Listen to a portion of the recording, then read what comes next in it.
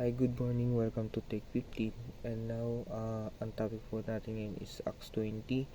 And bago po tayo mag-start, tayo po ay manalangin. Panginoon, maraming salamat po, Panginoon, sa umaga ito, Panginoon. Na sa panibagong araw na naman, Panginoon. And sa topic namin ngayon, Panginoon, ikaw, Lord God, na magbigay ng wisdom and knowledge, Panginoon, and first revelation sa oras nito, Panginoon. And Lord, patuloy, Panginoon, sa lahat, Panginoon, na maging yung word mo, Panginoon, ay magamit namin, Panginoon, ang iyong salita, Panginoon, sa mga araw-araw, Panginoon, sa iyong papuri, Panginoon, at pagsama, Panginoon, Jesus' name, Lord God. Amen and amen. Itong sa Acts 20, ito po yung topic po natin ngayon. Sa Acts 20, sabi po rito, ang pagpunta sa Macedonia at Gusaya. Nang tumigil na ang gulo, pinatawag ni Pablo ang mga alagad at pinalakas ang kanilang loob. Pagkatapos, nagpaalam siya at nagpunta sa Macedonia. Dinalaw niya ang mga bayan-bayan doon at pinalakas ang loob ng mga alagad sa pamamagitan ng kanyang pangaral. Nagpatuloy siya hanggang sa dumating siya sa Gresea at nanatili doon sa loob ng 3 buwan. Aalis na sana siya papuntang Syria, ngunit nabaltaan niyang may tangka ang mga Hudyo laban sa kanya kaya't pinasya niya sa Macedonia na uli magdaan sa kanyang pagbabalik. Sumama sa kanya ang taga Berea, si Sopater na anak ni Piro, gayon din sina Aristarco at Segundo na mga taga Thessalonica, sa Gayos na taga Derbe, si Timoteo at sina Tekoiko at Tropemo na mga taga Asia. Nauna sila at naghintay sa amin doon sa Troas. Kami naman ay sumakay sa barko mula sa Pilipos na pagkaraan ng pista ng tinapay na walang pampaalsa at dumating kami sa Troas ng 5 araw na natili kami roon ng 7 araw. Huling dalaw ni Pablo sa Troas. Nang Sabado ng gabi, kami nagkatipon upang magpira-piraso ng tinapay. Si Pablo ay nangaral sa kanilang hanggang hating gabi sapagkat aalis na siya. Kinabukasan, maraming ilaw sa silid sa taas na pinagtitipunan namin. Nakaupo sa bintana ang isang bintana na ang pangalay Euteko. Dahil sa kahabaan ng pagsasalita ni Pablo, si Euteko ay inantok at nakatulog ng mahimbing at nahulog siya mula sa 3 palapag na kanyang kinaroonan. Kaya't patay na siya ng buhatin na naog din si Pablo at niyakap siya. Huwag kayong magkagulo, buhay siya. Muling pumanhik si Pablo at nagpira-piraso ng tinapay. Pagkatapos nagpatuloy siya sa pangangaral sa kanilang hanggang mag-uumaga. Saka umalis. Ang binata naman ay buhay na inihatid sa kanyang bahay at ito'y nagdulot sa kanila ng malaking kaaliwan. Mula sa Troas hanggang sa Mileto, sumakay kami sa barkong papuntang Ason. Doon kami makikita ni Pablo ayon sa bilin niya sa amin, sapagkat sasakyang panlupa ang kanyang gagamitin papunta roon. Nang magkita kami sa Ason, sumakay siya sa sinasakyan namin at sama-sama kaming pumunta sa Metelente. Mula roon patuloy kami naglakbay at kinabukasan dumating kami sa tapat ng Quio. Na sumunod na araw dumaan kami sa Samos. Makaraan ang isa pang araw ay dumating kami sa Mileto. Pinasya ni Pablong lampasan ang Efeso upang huwag siyang mantala sa Asia, sapagkat ibig niyang nasa Jerusalem na siya sa araw ng Pentecost. Mula sa Mileto, ipinatawag ni Pablo ang mga pinuno ng iglesia sa Efeso. Pagdating nila ay kanyang sinabi, nalalaman niyo kung paano ko ginugol ang buong panaong ipinamalagi ko sa inyong piling mula noong unang araw sa ako'y tumutong sa Asia.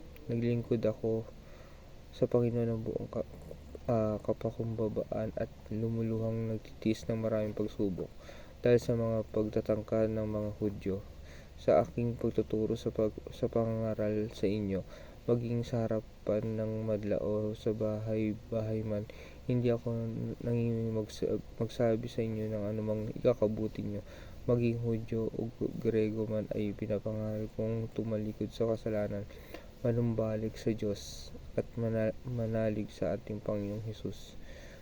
No, ngayon bilang pagsunod sa Espiritu Santo, ako'y pupunta sa Jerusalem at hindi ko alam kung ano ang mangyayari sa akin doon. Ang tanging nalalaman ko ay ito: sa bawat bayang dinaanan ko, pinahayag sa akin ng Espiritu Santo na ang naghihintay sa akin ay pagkabilanggo at kapigatian. Subalit walang halaga sa akin ang aking buhay, magawa ko lamang ang aking tungkulin at matapos ang gawaing ibinigay sa akin ng Panginoong Hesus, ang pagpapahayag ng magandang balita tungkol sa kagandahang loob ng Diyos para sa tao. Nangangaral tungkol sa kaharian na ngayon, alam kong hindi na ninyo ako makikitang muli. Kaya't sa araw na ito ay sinasabi ko, hindi ako mananagot kung mapahamak ang sinuman sa inyo, sapagkat hindi ako nag-atubiling ipahayag sa inyo ang layunin ng Diyos. Ingatan ninyo ang iyong sarili at ang buong kawan, sapagkat sila'y inilagay ng Espiritu Santo sa inyong pag-iingat. Pangangalagaan niyo ang iglesia ng Diyos sa kanyang tinubos sa pamamagitan ng dugo ng kanyang anak. Alam kong pagkaalis ng ako'y magsisipasok ang mababangis na asong gubat at walang patawad nilang pupuksain ang kawan. Mula na rin sa inyong may ililitaw na mga tao na magsasalita ng kasinungalingan upang maikayat at sumunod sa kanilang mga alagad. Kaya't mag-ingat kayo, alalahanin yung tinuruan ko kayo araw at gabi sa loob ng 3 taon, at maraming luha ang pinuhunan ko, at ngayon itinatagubilin ko kayo sa Diyos at sa kanyang salitang ipapahayag ng kanyang kagandahang loob. Ito ang makakapagpapatibay sa inyo at makakapagbigay ng pagpapalang inilaan sa lahat ng kanyang ginawang banal. Hindi ko hinangad ang ginto at pilak ko pananamit ninuman. Alam niyong nagbanat ako ng buto upang kumita ng ikabubuhay ng aming makakasama sa lahat ng pagkakataon. Ipinakita ko sa inyo na sa pamamagitan ng ganitong pagtatrabaho, dapat niyong tulungan ang mga mahina. Alalahanin natin ang mga salita ng Panginoong Hesukristo, higit sa mapapalad ang nagbibigay kaysa tumatanggap. Pagkasabi nito, lumuhod si Pablo at nanalangin kasama nila. Silang lahat ay umiyak at yumayakap at bumahalik kay Pablo. Labis nilang kinalungkot ang kanyang sinabing siya'y hindi na muli makikita, at siya'y inihatid nila sa kayang barko. Amen. Ito po yung salita ng Diyos. Yun po, kung dito makikita po natin sa Acts 20 yung passion and heart ni Pablo sa Word of God, yung sa ministry, kung paano siya mag-share ng Word, at kung ano yung puso niya para sa mga tao. Yung pagmamahal at pagtuturo ni Pablo sa mga tao ay isang halimbawa sa atin ng kahalagahan ng pagmamahal at pagtuturo sa ibang tao. Hindi lang siya nagtuturo sa mga tao, kundi nagpapakita rin siya ng pagmamahal sa kanila. Doon nga pinakita doon sa book na to na nabasa po natin. And ang pananampalataya ni Pablo ay sa Diyos ay isang halimbawa sa atin ng kahalagahan ng pananampalataya sa buhay natin. Hindi lang siya nagpakita ng pagmamahal sa mga tao, kundi nagpakita rin siya ng kanyang and sa ating buhay dapat tayo magpakita ng pagmamahal at pagtuturo sa ibang tao. Tulad ng ginawa ni Pablo, dapat tayo magpakita ng pananampalataya din natin sa Diyos at magtiwala sa kanyang sa lahat ng bagay. And yun nga, dun sa kung makikita natin doon sa book doon sa binasa natin, makikita natin kung paano nag-share si Pablo ng salita ng Diyos, kung paano niya shinare yung word, kung paano niya nagkaroon ng passion sa pagtuturo, sa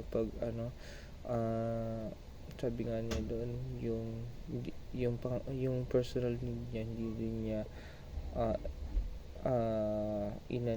inasa rin sa mga tao, kundi maliban sa pag-share ng word of God, nagtrabaho din si Paul para matustusan yung pangangailangan nila.